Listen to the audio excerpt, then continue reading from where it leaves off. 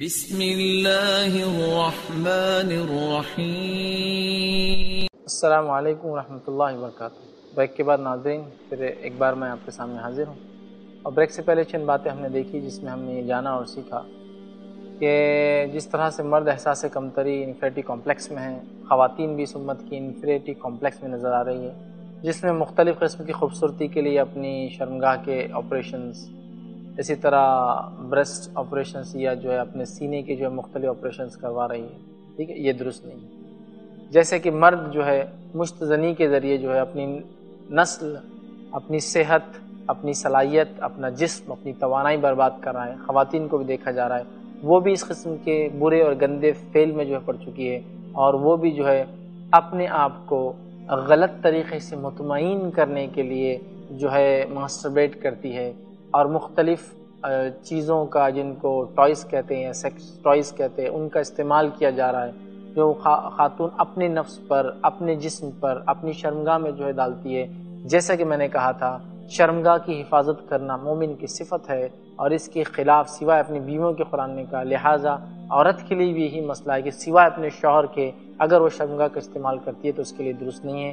لہٰذا مسلم نوجوان مرد اور خواتین اس چیز پہ دھیان دیں کہ ماسٹربیٹ کرنا، یہ تمام چیزیں شیخ بن باز رحمہ اللہ، سعودی لجنہ اور دیگر بہت سارے علماء کے فتاوی کی حرام ہیں، سوائے کچھ کنڈیشنز میں۔ انشاءاللہ سوال و جواب کے نشست میں یہ بعد میں موقع ملا تو ہم اس کو ضرور دیکھیں گے۔ تو یہ سوائے کچھ کنڈیشنز کے ادا کیے درست نہیں ہے، لہٰذا اس چیز سے اجتناب کرے، اس لیے کہ اس کے بہت زیادہ نقصان ہیں، ذہنی نقصانات بھی بہت زیادہ ہے، جسمانی نقصان بہت زیادہ ہے، اور بہت ساری برائیاں اس سے سماج میں پھیلتی ہے، لہٰذا اس کی بالکل بھی اجازت نہیں دی جا سکتی۔ مسلم خاتون اس چیز کا خاص دھیان دیں۔ انشاءاللہ عزیز جو ہے آگے ہم بڑھتے ہیں۔ اب ایک انسان جو ہے ایک سے زیادہ بار کیا ہم بستری کر سکتا ہے، جمع کر سکتا ہے؟ ٹھیک ہے، اب یہ بات عام ہو رہی ہے، شادی کے بعد بھی، شادی کے رات بھی ہو سکتا ہے، کبھی بھی ہو سکتا ہے۔ کیا ایک سے زائد بار انسان جمع کر سکتا ہے؟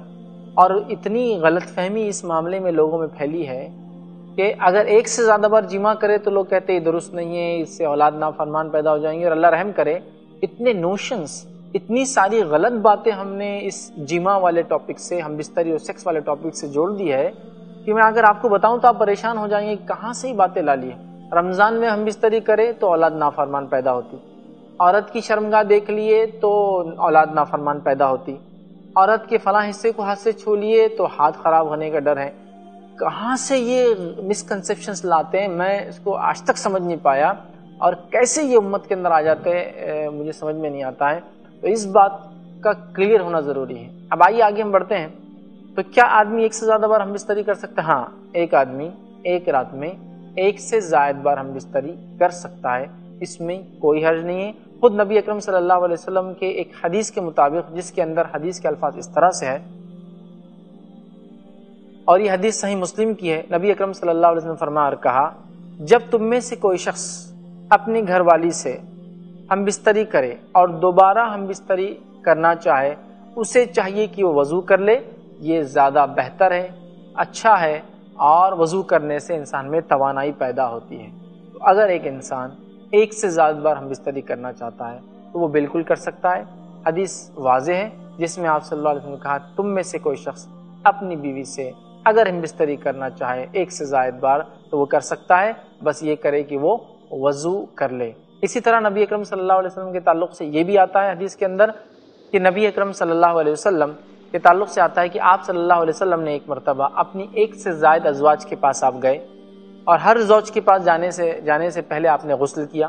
صحابہ نے کہا، اللہ کے رسول، کیا ایک غسل کافی نہیں تھا؟ تو آپ نے کہا ایک غسل بھی کافی تھا، لیکن پاکیزگی کے لیے ہر کسی کے پاس جانے سے پہلے غسل کرنا زیادہ اچھا ہے۔ اس سے پتہ چلا ایک سے زائد بیویاں ہوں تو ایک رات میں ان کے پاس بھی جا سکتے ہیں، اور اوپر والی حدیث سے پتہ چلا جو صحیح مسلم کی تھی کہ انسان ایک رات میں ایک سے زائد بار ہم بستری جو ہے کر سکتا ہے۔ جو دوسری روایت میں نے اللہ کے رسول کے تعلق سے لکھی جو آپ نے غسل کیا وہ ابو داؤد کی ہے، تو اس سے پتہ چلا ہم بستری کے بعد غسل کرنا مستحب ہے، کوئی کر سکتا ہے تو دوسری ہم بستری سے پہلے، اور وضو کرنا یہ بھی مستحب ہے، یاد رکھیے کم از کم وضو کرنا چاہیے، کیونکہ ایک حدیث کے الفاظ اس طرح سے نبی اکرم صلی اللہ علیہ وسلم اگر غسل جنابت آپ پر واجب ہوتا ہے، غسل جنابت کا معنی ہے آدمی جب اپنے بیوی سے ہم بستری کرے، سیکس کرے، تو اس کا جو غسل اسے لگتا ہے اسے غسل جنابت کہتے ہیں۔ آپ نے ان کے تعلق سے آتا ہے جب غسل جنابت ہوتا تو آپ صلی اللہ علیہ وسلم اگر اس کے بعد کھانا چاہتے یا کو جو ہے سونا چاہتے تو اس سے پہلے آپ وضو کر لیا کرتے. تو اگر غسل جنابت مطلب آپ نے سیکس کیا ہو، اس کے بعد آپ کچھ کھانا چاہتے ہو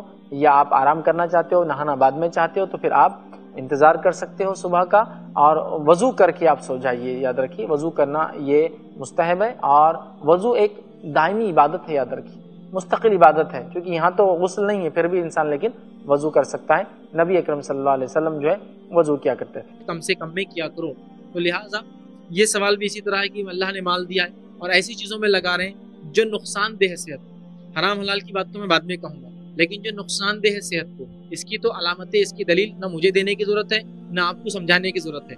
جو بھی آدمی یہ جو اپنے اشیاؤں کا خاص نام لیا، سگریٹ، تمباکو، بیڑی، گٹکا، ان کے اوپر میں سمجھتا ہوں سب سے جنگلی، سب سے جاہل انسان جو ہوتا ہے، جس کو کچھ پڑھنا لکھنا نہیں آتا ہے. جس کو پڑھنا لکھنا آتا ہے وارننگ تو دی گئی ہوئی، ایک پوری ایک خاص وارننگ دی ہوئی، cigarette smoking is injurious to health, it may cause cancer لکھا ہوا ہے. اس کے علاوہ بھی لکھا ہوا ہے، لیکن جو بالکل ہی بیچارے پڑھنا لکھنا نہیں جانتے، کم از کم وہ سمجھ لے. بلکہ تصویریں بھی آ رہی ہے آج کل، کٹا ہوا گلا، ہاں جس کو کینسر ہو گیا، ٹھیک ہے. اسی طرح پھیپڑے جو سڑ گئے بالکل، کم از کم یہ تو سیکھ لیں. اس سے پہلے کے فیز میں حکومت نے سانپ، بچھو وغیرہ اتارے، کم از کم سمجھ لے کہ کوئی کنٹینٹ اچھا نہیں ہے اس کے اندر. یہ بات تو ہے. تو جو چیز خود بنانے والی کمپنیاں کہنے کی موذی ہے، نقصان دہ ہے، زر ہے اس کے اندر، صحت کو نقصان ہے، تو اس کے بعد آپ کیسے استعمال کر سکتے ہیں؟ اب یہ تو سوال ہی غلط ہے کہ حلال ہے حرام ہے. پہلے یہی مسئلہ بتائیے. جو چیز ایسی ہے، آپ میرے گھر آئے، میں نے آپ کو شربت لایا، شربت کے گلاس پہ لکھا ہوا ہے یہ شربت پینا خطرناک ہے، یہ شربت پینے سے آپ کو کینسر ہو سکتا ہے، تو پئیں گے آپ وہ شربت؟ یہ کیا فیض بھائی کیا لا کے دے رہے ہیں یار، آپ کو تو ہم کیا سمجھتے تھے، آپ کیا نکلے. ارے کبھی تو بھی ہوں گا کینسر، تم کو پیو، بہت مزہ آتا ہے اس میں، کیوں؟ ارے نہیں فیض بھائی، ارے پیو، کیا ہوتا ہے اس میں، ایک بار پی لیے تو زندگی میں ایک بار پی. ارے لیکن فیض بھائی کینسر لکھا نا. ارے نہیں، میں بول رہا ہوں. اب مجھے بتائیے جس کو حکومت بنانے والی کمپنیاں خود لکھ رہی ہے کہ یہ خطرناک چیز ہے، تو ایسی چیز اسراف میں تو ہے ہی آلریڈی، چونکہ وہ ضرورت کی چیز نہیں ہے. صحابہ میں سے کسی کے ایسے شوق ہم کو نہیں ملتے جو انہوں نے ایسے شوق پورے کیے. کھانے پینے کی عادتیں تھی اور وہ بھی کھاتے بھی تھے اور کھلاتے بھی تھے، لیکن اس کے علاوہ صحابہ کے ایسے شوق آپ کو نہیں ملیں گے کہ شربتوں کو بھی بیٹھ کے پیا کرتے تھے. ایسا بھی نہیں ملے گا. اس میں بھی احتیاط تھی ان کی، غریبوں کو پلا دو بھائی. ہے ویسے شوق نہیں ملیں گے. یا جمع ہو کے کچھ کھائے پیے اسراف کرے، بالکل نہیں ملیں گے. تو لہٰذا ایسی چیز جس کے نقصان کے بارے میں علی اعلان کہا جا رہا ہے کہ اس سے کینسر ہو سکتا ہے، مجھے بتائیے، آپ مجھ سے سوال کر رہے ہیں کیا یہ نقصان دہ؟ ہاں نقصان دہ. یہ تو لوگ بول رہے ہیں، کمپنیاں بول رہی، حکومت بول رہی، لکھا ہوا ہے، چھپا ہوا ہے. پڑھے لکھے بھی پڑھ لے، ان پڑھ بھی پڑھ لے، جاہل بھی پڑھ لے، اس میں کیا لکھا ہوا ہے. لیکن اس کے بعد بھی دیکھ رہے ہیں اس کو دھڑلے سے کیا جا رہا ہے. تو ہاں یہ اسراف بھی ہے پیسوں کا، اس سے جو صحت خراب ہوں گی، پھر اس کے علاج کے لیے جو پیسہ لگے گا، یہ بھی ظاہر سی بات ہے. ایک آپ نے اپنے جسم کو نقصان دینے والا عمل کیا، جس نقصان کی وجہ سے جو یہ کام ہو رہا ہے، یہ یقیناً اسراف تھا. ایک اچھے جسم کا ہونا بہت زیادہ ضروری ہے ایک انسان کے لیے، تاکہ اللہ رب العزت کی عبادت کر کے اس کی خوشنودی کو حاصل کرے. اور یہ تمام چیزیں جو آپ نے سوال کیا ہے، یہ میں کہہ رہا ہوں سب سے جنگلی آدمی سے پوچھیے، وہ کہے گا یہ نقصان دہ. اس کے نقصان کی بنیاد پہ اس کو ہم حرام قرار دے سکتے ہیں، باقی چیزیں تو الگ ہیں. لا الہ الا اللہ، لا الہ الا اللہ، لا الہ